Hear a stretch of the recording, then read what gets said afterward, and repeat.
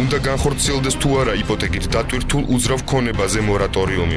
კანონპროექტი აღსრულების პროცესის 2014 წლის 1 თებერვლამდე შეჩერების შესახებ პარლამენტმა პირველი მოსმენით მიიღო, თუმცა პრემიერის კრიტიკისა და ბანკებთან კონსულტაციის შემდეგ კანონპროექტი მეორე მოსმენაზე აღარ გაიტანა.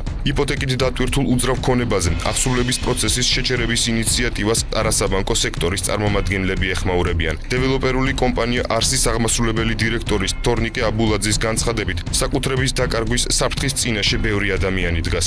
შესაბამისად, მთავრობის მხრიდან გარკვეული მექანიზმების შემუშავება პრობლემის გადასაწყვეტად აუცილებელია. პრობლემა არის საკმაოდ დიდი და საკმაოდ მძიმე. იმისთვის რომ დაწყვეტილება მოიფიქრონ, საჭიროა დრო. შესაბამისად, ამ დროის განმავლობაში შეიძლება ძალიან ბევრ ადამიანმა დაკარგოს ბინა.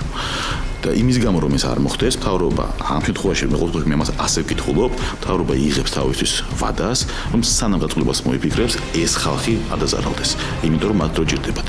და მეორე მხრივ არ იყოს ნაჩქარები ნაბიჯები. დამოუკიდებელ ექსპერტთა კლუბის პრეზიდენტ სოსო ცისკარიშვილის განცხადებით, ბანკებისათვის 6-თვიანი პაუზა კატასტროფა არ არის. მისი თქმით, ბანკების რეზერვი იძლევა საშუალებას 6-თვიანი მორატორიუმი სოციალური აქტივობის რანგში გაიყვანონ და ამ გზით მოსახლეობას დახმარება შესთავაზონ.